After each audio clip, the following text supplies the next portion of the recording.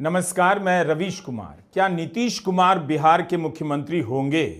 तेजस्वी यादव ने कहा है कि एनडीए नीतीश कुमार को मुख्यमंत्री का चेहरा घोषित नहीं कर रही है, लेकिन ज्यादा दिलचस्प है प्रधानमंत्री के भाषणों में इस बार नीतीश कुमार का अलग तरीके से जिक्र होना।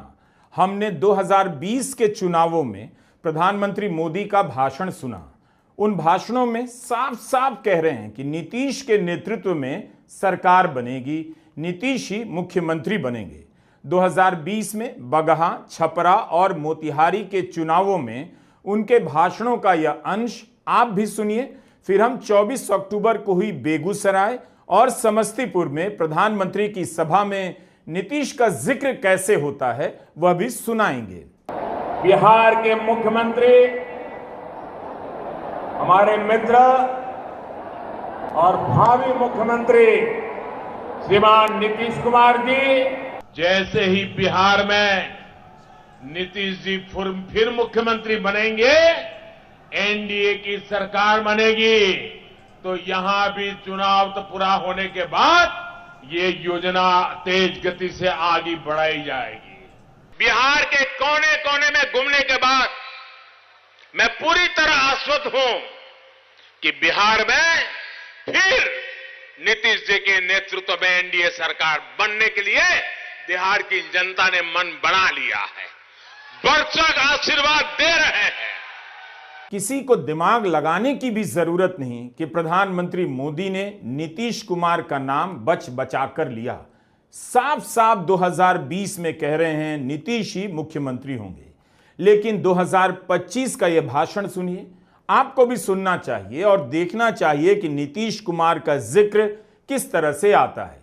एक बार भी प्रधानमंत्री मोदी 2020 की तरह नहीं कहते नीतीश कुमार ही अगले मुख्यमंत्री बन रहे हैं।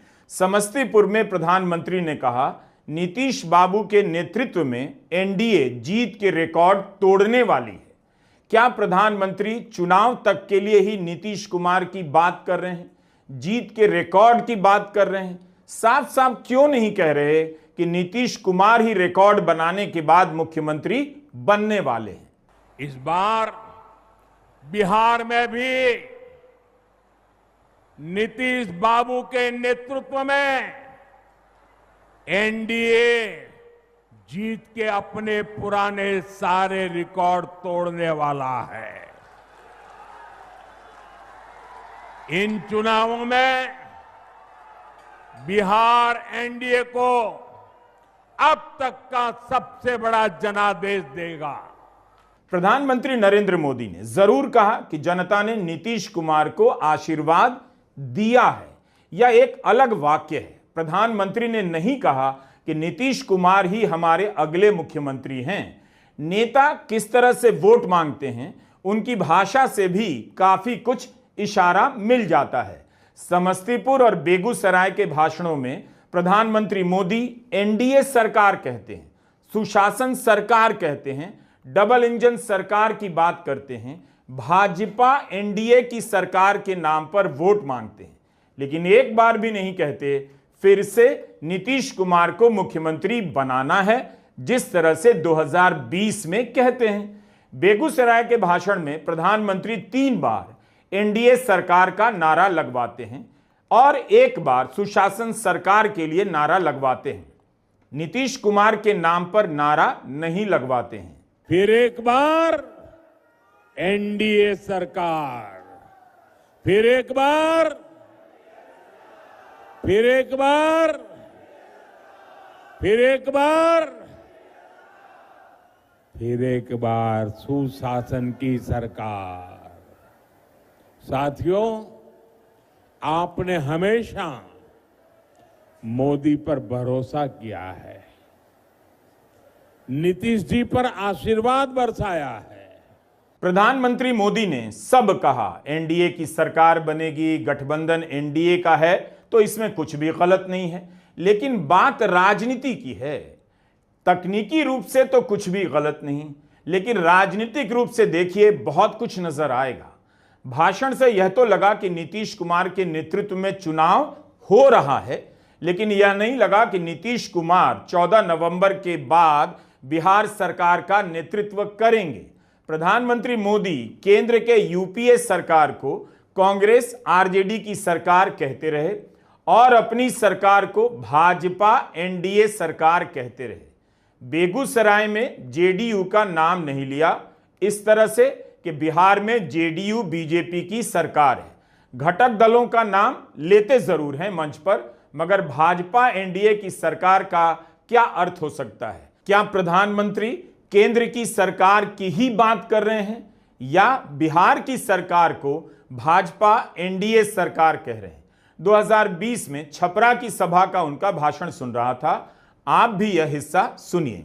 नीतीश जी के नेतृत्व में एनडीए यानी भाजपा, जेडीयू, हम पार्टी और वीआईपी के सभी उम्मीदवारों को भारी मतों से जिताना है। क्या प्रधानमंत्री के इस बार के भाषणों में नीतीश कुमार अगले मुख्यमंत्री के रूप में नजर आ रहे हैं? आप उनके भाषणों पर गौर कीजिए। वे सुशासन को समृद्धि में बदलने की बात कर रहे हैं। क्या वे इस तरीके से बदलाव की तरफ इशारा कर रहे हैं या वे यह मान रहे हैं कि सुशासन में बिहार समृद्ध नहीं हुआ? ऐसा हो नहीं सकता। जब वे सुशासन को समृद्धि में बदलने की बात करते हैं तो गौर कीजिए, नुक्ते पर गौर चाहिए।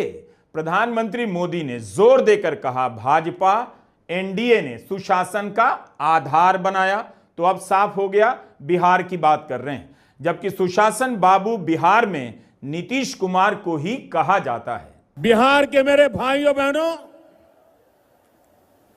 हमने जंगल राज को सुशासन में बदला। अब सुशासन को समृद्धि में बदलने का समय है। साथियों, सामाजिक न्याय के दिखाए कर्पूरी बाबू के रास्ते को भाजपा एनडीए ने सुशासन का आधार बनाया है। 24 अक्टूबर को पटना में तेजस्वी यादव को महागठबंधन के मुख्यमंत्री का चेहरा घोषित किया गया। उसके अगले दिन प्रधानमंत्री समस्तीपुर और बेगूसराय में रैली कर रहे थे। पटना की प्रेस कॉन्फ्रेंस में तेजस्वी यादव और अशोक गहलोत ने चुनौती भी दी कि नीतीश कुमार का नाम औपचारिक रूप से घोषित नहीं किया जा रहा है। राजनीतिक तकाजा तो यही था कि प्रधानमंत्री जवाब देते कि एनडीए का मुख्यमंत्री कौन होगा। तेजस्वी यादव के सामने एनडीए की तरफ से किसका चेहरा है, लेकिन प्रधानमंत्री ने साफ साफ ऐसा कुछ भी नहीं कहा। यही वजह है कि तेजस्वी यादव मुखरता से मुद्दा बनाने लगे हैं कि नीतीश कुमार अब सरकार नहीं चला रहे हैं, वे भूल रहे हैं एनडीए उन्हें मुख्यमंत्री का उम्मीदवार घोषित नहीं कर रहा, ना अगले मुख्यमंत्री होंगे, ना इसके लिए एनडीए की कोई साझा प्रेस कॉन्फ्रेंस हो रही है। देखिए, हमारे चाचा जी का उम्र हो चुका है, हमको पूरा सम्मान है, लेकिन अब हमारी चाचा जी की स्थिति अगर आप लोग देखते होंगे तो आपको लगता है कि अब वो 14 करोड़ बिहार वासियों को संभालने लायक है। अब वो संभाल नहीं सकते। चाचा जी को तो हाईजैक भाजपा के लोगों ने कर लिया। अब सरकार जो है नरेंद्र मोदी जी और अमित शाह जी चला रहे हैं कि नहीं चला रहे? अब चाचा को कुछ याद नहीं रहता, कभी भी कुछ भी कर देते हैं। लेकिन हमको इसकी पीड़ा है कि जो स्थिति हो गई, महागठबंधन के सभी साथियों ने कल मुख्यमंत्री, महागठबंधन से मुख्यमंत्री का चेहरा कौन होगा ये घोषणा की, लेकिन अब तक एनडीए के लोगों ने आधिकारिक रूप से कोई घोषणा नहीं की है कि एनडीए का मुख्यमंत्री का चेहरा कौन होगा। अमित शाह जी का इंटरव्यू आप लोगों ने देखा होगा। अमित शाह जी ने कहा कि चुनाव के बाद विधायक लोग तय करेंगे कि एनडीए का मुख्यमंत्री कौन होगा। यानी ये बात स्पष्ट कर दिया उन्होंने कि नीतीश कुमार जी दोबारा मुख्यमंत्री बनने नहीं जा रहे हैं। सेहत के सवालों से घिरे होने के बाद भी नीतीश कुमार चुनाव प्रचार तो कर रहे हैं, लेकिन यह इस सवाल का पूरा जवाब नहीं कि नीतीश कैसे हैं। उनके कितने ही वीडियो ऐसे भी आए जो नीतीश कुमार की शैली से मेल नहीं खाते। नीतीश कुमार की सेहत कैसी है, इसका जवाब नीतीश कुमार अपने भाषण में भी नहीं देते। दानापुर और समस्तीपुर में उनके भाषणों को सुन रहा था, एक बार भी उन्होंने अपनी सेहत के बारे में कुछ नहीं कहा। दोनों ही सभाओं में नीतीश कुमार ज्यादातर लिखा हुआ भाषण पढ़ रहे हैं, लेकिन बीच बीच में इधर उधर देखकर, यानी बिना पन्ना देखे हुए बोलते भी हैं। कई बार उनसे चूक हो जाती है या कुछ ऐसा हो जाता है जिससे सेहत को लेकर चर्चा हो जाती है। ज्यादातर उनकी नजर लिखे हुए भाषण पर ही नजर आई। उनके सामने एक स्क्रिप्ट रखी होती है जिसे पढ़ते जाते हैं। 5 साल पहले नवंबर 2020 के बिहार विधानसभा के चुनावों में नीतीश कुमार के भाषणों का वीडियो आप भी देखिए।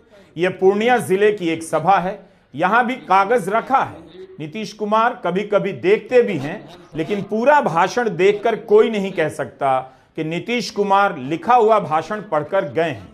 खुले अंदाज में नीतीश बोल रहे हैं और आक्रामक हैं। कम ही नेता मंच पर नीतीश के जैसे सहज लगते हैं। क्या बोलना है कमांड में होते हैं। और जब आप इस नीतीश कुमार से 2025 के नीतीश कुमार की तुलना करते हैं, तब सवाल उठने लगता है उनकी सेहत कैसी है। हर घर बिजली पहुंचाने की हम लोगों ने योजना बना ली और 2018 के दिसंबर तक काम पूरा करना था, 2 महीना पहले कर दिया। पहले जो लोगों को काम करने का 15 साल तक मौका मिला साहब, क्या बिजली की स्थिति थी? पूरे बिहार में 700 मेगावाट की खपत। आप लोगों ने हम लोगों को मौका दिया, हर घर बिजली पहुंचा दिया, जर्जर तार बदल दिया और अब तो बिजली की खपत और बढ़ रही है। अब तो लोग खेती में भी, सिंचाई के लिए भी बिजली का इस्तेमाल कर रहे हैं और अब 6000 मेगावाट से ज्यादा बिजली की खपत बिहार में हो रही है। नीतीश कुमार के लिए बिहार का यह चुनाव बहुत बड़ा चुनाव है। वे सत्ता में 20 साल पूरे करेंगे। चुनाव के समय नीतीश कुमार किसी को इंटरव्यू नहीं दे रहे। चुनाव के संदर्भ में पटना में कई गोदी चैनलों के कार्यक्रम हुए। गृह मंत्री अमित शाह ने 1-1 घंटे का इंटरव्यू दिया, लेकिन नीतीश कुमार ने किसी से बात नहीं की। क्या इन चैनलों ने नीतीश कुमार से संपर्क नहीं किया होगा? इस सवाल पर इतनी चुप्पी क्यों है? नीतीश कुमार कभी ऐसे नहीं रहे। वे प्रेस से खुलकर मिलते रहे हैं, खासकर चुनाव के दिनों में ज्यादा। वे हमेशा से स्वतंत्र मिजाज के नेता रहे हैं, मगर अब ऐसा नहीं लगता। 2024 में ओडिशा चुनाव के समय तत्कालीन मुख्यमंत्री नवीन पटनायक का हाथ हिल गया। इसका वीडियो जब आया तो बीजेपी ने उनकी सेहत का मुद्दा बना दिया। कहना शुरू कर दिया कि उनकी बहुत उम्र हो गई है, अब सरकार चलाने की स्थिति में नहीं है। खुद प्रधानमंत्री मोदी ने इस तरह का बयान दिया कि नवीन बाबू के स्वास्थ्य में गिरावट आ रही है, इसके पीछे कोई षड्यंत्र तो नहीं है। अगर हम सत्ता में आएंगे तो कमेटी बनवाकर इसकी जांच कराएंगे। नवीन बाबू के करीबी रहे लोगों का मानना है कि उनकी तबीयत बिगड़ने के पीछे कोई साजिश भी हो सकती है। सवाल ये कि नवीन बाबू की तबीयत खराब होने के पीछे क्या कोई षड्यंत्र है क्या? ये उड़ीसा के लोगों को जानने का अधिकार है। कहीं इसमें उस लॉबी का तो हाथ नहीं है ना, जो नवीन बाबू के नाम पर पर्दे के पीछे उड़ीसा में सत्ता भोग रहे हैं। इसका पर्दा उठना चाहिए, इसकी जांच आवश्यक है। इसलिए 10 जून के बाद उड़ीसा में भाजपा सरकार का विजय होने के बाद हमारी सरकार, उड़ीसा की भाजपा सरकार एक स्पेशल कमेटी का गठन करेगी और ये जांच करेगी कि अचानक नवीन बाबू की तबीयत क्यों गिरती जा रही हैं, उनकी तबीयत के साथ ये क्या हो रहा है, सारे तथ्य खोज करके निकाले जाएंगे। नवीन पटनायक के लिए कमेटी बनाई जा रही थी, तो नीतीश कुमार के लिए क्यों चुप्पी साध ली जा रही है? 2024 के लोकसभा चुनाव के समय से ही उनकी सेहत को लेकर खबरें आने लगी थी, मगर अब तो चुनाव आ गया है, उनके मुख्यमंत्री बनने को लेकर सवाल हो रहे हैं। कायदे से अब विपक्ष को ही नीतीश कुमार से समय मांगकर मिलना चाहिए, इसकी पुष्टि करनी चाहिए कि उनकी सेहत कैसी है। नीतीश कुमार विपक्ष के नेताओं से तो मिल ही सकते हैं, ऐसी चर्चाएं बेवजह नहीं होती। नीतीश कुमार के वीडियो आप भी देखिए, उन्हें देखकर नहीं लगता कि ये वही नीतीश हैं जिसके लिए जाने जाते हैं।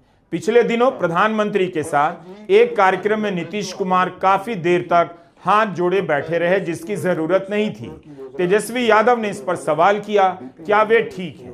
मगर नीतीश कुमार की तरफ से कोई जवाब नहीं आया। नीतीश कुमार खुद इस सवाल का जवाब क्यों नहीं दे सकते? नीतीश का जवाब छोड़िए, इस सवाल पर ज्यादा जवाब बीजेपी की तरफ से आता है और सवाल भी बीजेपी से पूछा जा रहा है। जेडीयू इस सवाल का जवाब देने में पूरी तरह से मुखर नजर नहीं आती है। गोपालगंज में मुख्यमंत्री नीतीश कुमार ने अपनी एक सभा में शिक्षा मंत्री सुनील कुमार को इस तरह से बुलाया कि सभी हैरान रह गए। नीतीश कुमार भाषण दे रहे थे, महिलाओं से घर की बात कर रहे थे, तभी अचानक पीछे मुड़ते हैं और किसी से कहते हैं खड़ा हो जाइए। इस वीडियो को देखिए, मंच पर लोग इस तरह से सहमे खड़े हैं कि कहीं नीतीश जी कुछ और ना बोल दें। तो घरवा के ऊपर अगर जो हम बना देंगे आपको बहुत फायदा होगा। खड़ा होइए, सबका लीजिए, सब लोग दे दीजिएगा, अपने घर में आप जो लगाइएगा, कह दीजिएगा कि सबका बनवा देंगे, तो आपको मुफ्त में मिल रहा है और ऊपर रहेगा उसका सबको फायदा होगा। इतना ज्यादा हम आपको कह रहे हैं, इतना सब बैठिए। इन सब लोगों के लिए हम लोग पूरा का पूरा आप लोगों के लिए। यही नहीं, मीनापुर की सभा में नीतीश कुमार ने महिला उम्मीदवार के गले में माला डाल दी। उनके सहयोगी संजय झा ने हाथ थामकर रोकने की कोशिश की तो संजय झा को ही सुना दिया और अंत में माला डाल ही दी। आमतौर पर राजनेता महिला सहयोगियों के गले में माला नहीं डालते हैं।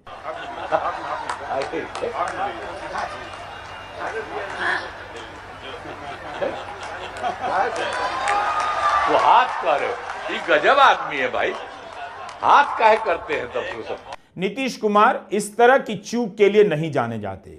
उनके मंच पर बहुत तामझाम तो नहीं होता, फिर भी एक सादगी भरी व्यवस्था नजर आती है। ऐसा नहीं कि नीतीश कुमार मंच पर नहीं जा रहे, वे अपना भाषण भी पूरा करते हैं, लेकिन पहले जैसा तेवर नजर नहीं आता। हर जगह एक ही तरह की बात दोहराते रहते हैं। आप जानते हैं 2 बार गलती हुआ था, हम लोगों के पटिया में भी 2 बार 1.5 महीना के लिए उसको ला, हमने तो देखा सब गड़बड़ है, उसको हटा दिया और कहा जहां से हम लोगों का शुरू हुआ वही रहेगा, कभी बाएं दाएं इधर नहीं होगा। और इस प्रकार से जो हम लोग इन्हीं के साथ रहेंगे सब दिन के लिए, और उसके बाद कोई इधर से उधर नहीं। और उसके चलते बिहार जानते हैं आगे बढ़ रहा है। अब बिहार कितना बढ़ेगा आप जानते हैं? अब पहले से तो हम लोग सब काम कर रहे थे, वो लोग कोई काम किया था? कोई काम नहीं किया था, हम लोग कर रहे हैं। 23 अक्टूबर को पटना की प्रेस कॉन्फ्रेंस में रविशंकर प्रसाद से एक पत्रकार ने साफ साफ नीतीश को लेकर सवाल पूछा, लेकिन आप रविशंकर प्रसाद का जवाब देखिए, गोलमोल जवाब नजर आता है। वैकेंसी नहीं है, उनके नेतृत्व में चुनाव लड़ रहे हैं, मगर सवाल है 14 नवंबर के बाद क्या बीजेपी नीतीश कुमार को अपना नेता मानेगी? बिहार सरकार का नेतृत्व नीतीश कुमार करने वाले हैं। क्या नीतीश कुमार मुख्यमंत्री के उम्मीदवार होंगे? तेजस्वी ने भी सवाल उठाया है कि आप लोग नीतीश कुमार को फिर से मुख्यमंत्री के चेहरे के रूप में घोषित कर रहे हैं, तो वैकेंसी है क्या? चलिए, तो वैकेंसी है क्या? वो हमारे नेता है, मुख्यमंत्री है। चलिए, बिहार के चुनाव में इस बार नीतीश कुमार को लेकर अजीब सी चुप्पी नजर आ रही है। ऐसा लगता है सबको जवाब मिल गया है। बस नीतीश के वोटर में भगदड़ ना मच जाए, इसे लेकर सावधानी बरती जा रही है। यह कितना दुखद होगा कि जिस नेता की विदाई होने जा रही है उसे ही नहीं पता, और अगर विदाई नहीं होने जा रही है तो कम से कम उन्हें ही कहना चाहिए कि मुख्यमंत्री वही हैं। इस सवाल का अगर मगर के रूप में मौजूद होना बीजेपी पर भी टिप्पणी है। महाराष्ट्र के चुनाव में एकनाथ शिंदे को लेकर अगर मगर होता रहा, लेकिन वे सीएम से डिप्टी सीएम बना दिए गए। मगर यह बिहार है, क्या बीजेपी नीतीश कुमार के साथ ऐसा कर सकती है? नीतीश कुमार को आगे कर सत्ता तो मिल सकती है, लेकिन उस राजनीति का क्या जहां आज भी कही गई बात के सही होने का दावा किया जाता है, तब भी जब कही हुई बात का कोई मतलब नहीं होता। नमस्कार, मैं रवीश कुमार।